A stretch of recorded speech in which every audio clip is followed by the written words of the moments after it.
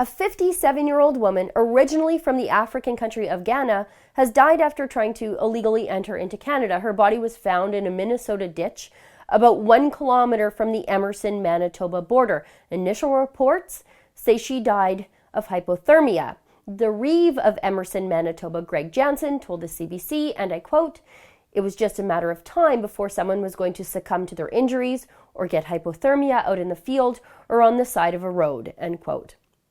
In just the first 4 months of 2017, 477 illegal migrants have tried to cross the border at Emerson.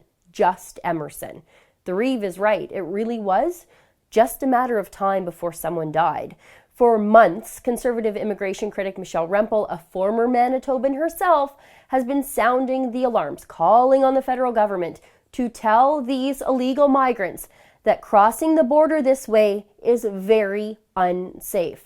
She begged the federal government at Immigration Committee to study the issue. Sorry, there's no video, just audio. Listen. Who are we allowing into the country and under what circumstances? What does this mean for families along the border areas that are having refugees and illegal border crossers come and knock on their door?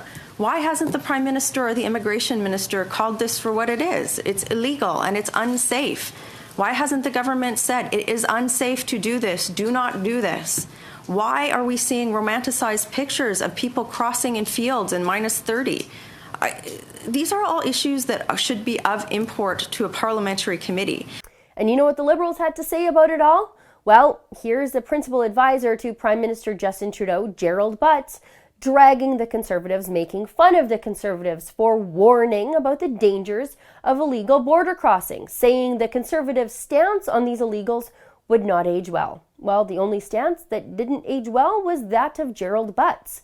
Rempel was right, Butts and Trudeau were wrong, and now someone is dead. But you don't have to be the immigration critic to have seen this one coming. Any normal thinking person could have guessed that a death would happen at our border. It happened on the Mexico-US border after Obama mused about amnesty for illegal immigrants in 2014.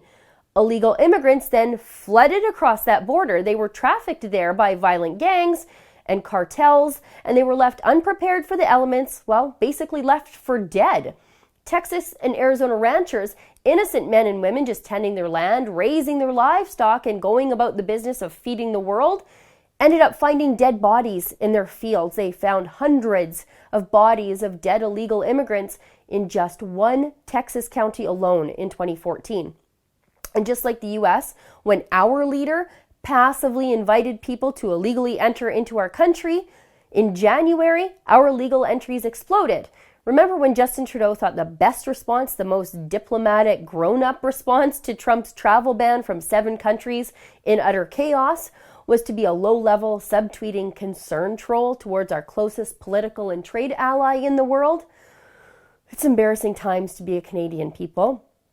Trudeau tweeted this: "To those fleeing persecution, terror, and war, Canadians will welcome you, regardless of your faith.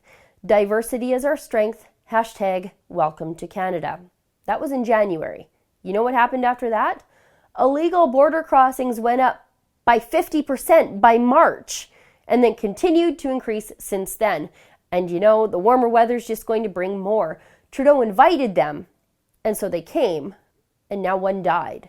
And the media, well, do you think they're going to be as harsh with Prime Minister Trudeau as they were with Prime Minister Harper when little Alan Kurdi drowned on a beach in Turkey after a boat full of illegal migrants piloted by Alan's very own father capsized?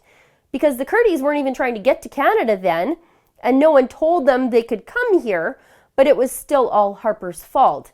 Is the media going to hang this one around Trudeau's neck in the same way? I mean, Trudeau actually invited migrants to come here. Welcome to Canada and all that. I'm not going to hold my breath, though. The media, well, they're liberal, and Trudeau is their guy. The big problem Liberals seem to have with us Conservatives is that they think we aren't compassionate, but that's not true. We are compassionate, but we want solutions, and Liberals just want to treat the symptoms of a problem. For example, I want to stop ISIS, not repeatedly deal with people who flee ISIS. It's not compassionate to migrants. I mean, if you actually care about migrants as human beings, as more than just an opportunity to virtue signal to the world about the popular progressive issue of the day, to encourage them to risk their lives to do dangerous and illegal things because they just might end up dead. And now, after repeated warnings, a woman is. Just because these people are illegal doesn't mean I want them dead. I just want them to use the front door to go through the proper process and all the screenings, because then it's safer for everyone, them and me. But to the Liberals, us Conservatives not wanting an illegal migrant woman to meet her miserable, untimely death in a Minnesota field because our Prime Minister is just a common concern troll, well, to them that makes us bigots. For the Rebel.media, I'm Sheila Gunn-Reid. Unlike the CBC, we don't get $1 billion in taxpayer funds to be nice to Prime Minister Justin Trudeau. To never miss a story, be sure to subscribe to our new Rebel Canada YouTube page.